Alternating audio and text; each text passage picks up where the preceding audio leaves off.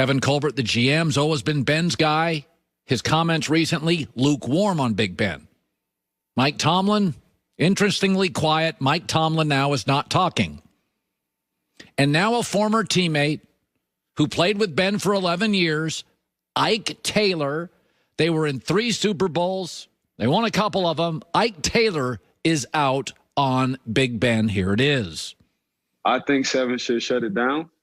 And the reason why I think 7 should shut it down, he's done everything he possibly can. You setting him back a year or 2 or 3.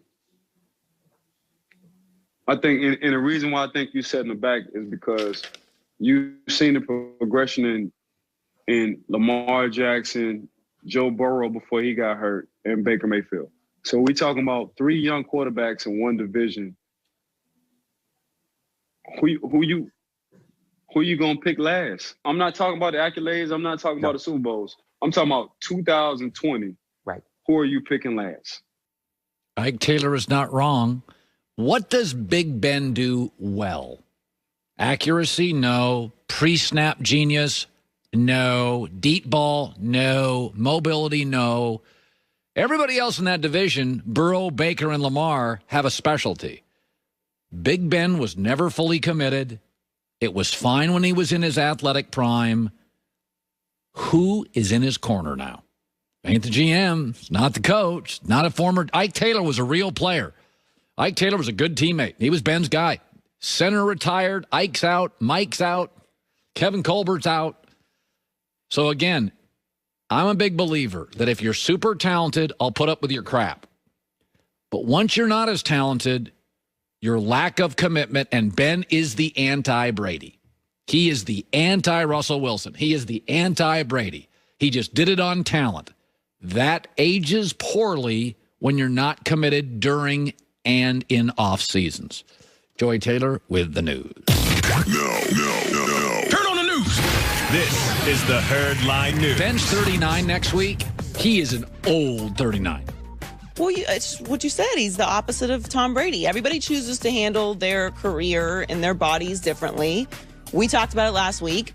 The level of commitment and discipline it takes to be someone like a LeBron James or a Tom Brady or a Russell Wilson, when you spend that amount of money on your body and you don't eat strawberries or tomatoes because they cause inflammation. Like you eat avocado ice cream. I don't know, maybe avocado ice cream is good, but like that's a sacrifice. I try to not buy snacks for the house. That's my level of commitment. Yeah, same here. And I fail at it. Right. Yes, I have chips now. It's a lot. So the Panthers made a handful of roster moves last week to clear up an additional $25.7 million in cap space. They now have $40 million in cap space, which is the 6th most in the league. Interesting. And this could be part of a plan to go after Deshaun Watson. Carolina reportedly wants to make a run at Deshaun if the Texans make him available. Watson is set to count for $15.94 million against the 2021 cap and then jump to $40.4 million in 2022. So this makes me think that Houston and Carolina have talked, and Houston said no, and Carolina's like, okay, we're going to have to give up more. Because Teddy Bridgewater stopped following the Panthers on social media this weekend, meaning stuff leaks out. Nobody can keep a secret. Right. So this feels like they talked and Houston said no.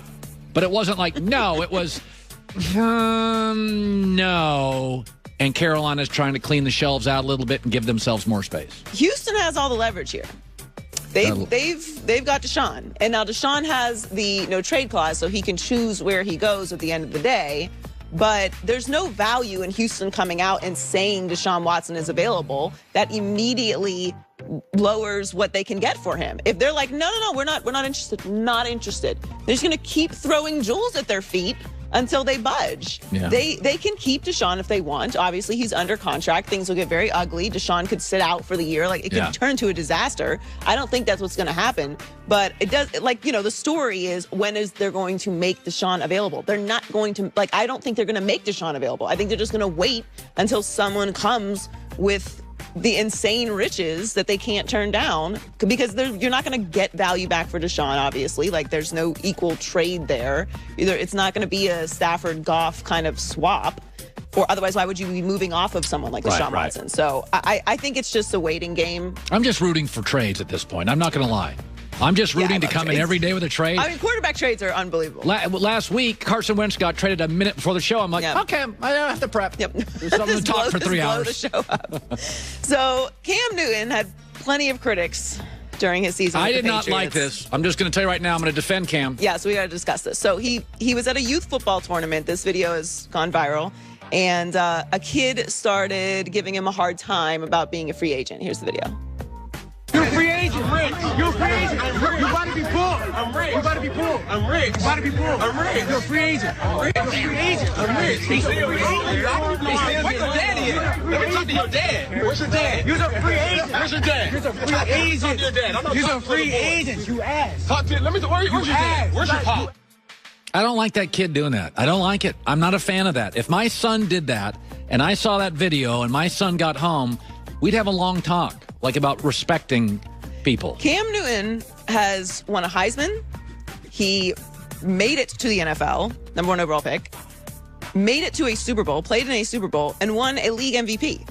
Let's not get crazy about what Cam Newton's career has been. He has, by every standard measurable, had an extremely successful career in the NFL. And an endorsement career. Of course. Like he's been all... He's a superstar. But that like superstar aside, he actually has reached those milestones.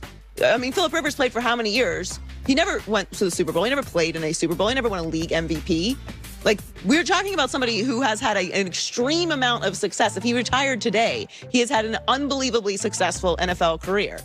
I think that sometimes the conversations about players can trickle down into, like just two kids. Like this is, I do want to say though, this is a kid. Kind of the way the story's been covered. I feel like people it's like a headline, like Cam Newton was heckled. Like this is a child. But he is a high school he's a senior in high school. Yes, and this is a good lesson for him about respect, to your point. You can drive an automobile as a senior in high school, and you're like a year away from being drafted. It makes me a little uncomfortable. It is still a child. If your son did this or daughter did this, would you be mad? I would do things we can't talk about on television. That's what I'm saying. If my son did that, he would get home and I'd go, you're going to call Cam Newton and apologize to him. Well, he did issue an apology online. He issued a long apology. He said he let his football competitive side get the best of him. Who, the kid did or Cam? No, the kid did. The kid did. I mean, Cam couldn't have handled it better. Like, Cam is volunteering his time to be there and teach the youth of America football. He doesn't need to do that. He's as he said, very, very rich. He doesn't have to be there. He's volunteering his time to be there. I thought Cam handled it perfectly. Like, that's how you handle that Cam situation. Generally, I think Cam's a fairly joyful spirit. Like, even in New England this year, he's pretty joyful. I mean, I have my issues with Cam. He's pretty joyful. There's no, anger. Well, Cam also has kids, so it would be very odd of him not to know how to handle a kid, even if they are being extremely disrespectful. So J.J. Watt has some options in his free agency decision, but he's not going to rush to pick his next team. Someone asked him on Twitter if he was going to sign with another team. Oh, this is funny. And he replied, I scroll through DoorDash for like an hour before I pick a restaurant, man. I love that. You're going to have to give me a second to choose a new team and city. That's my favorite tweet of the weekend by J.J. Watt. It's strong. It's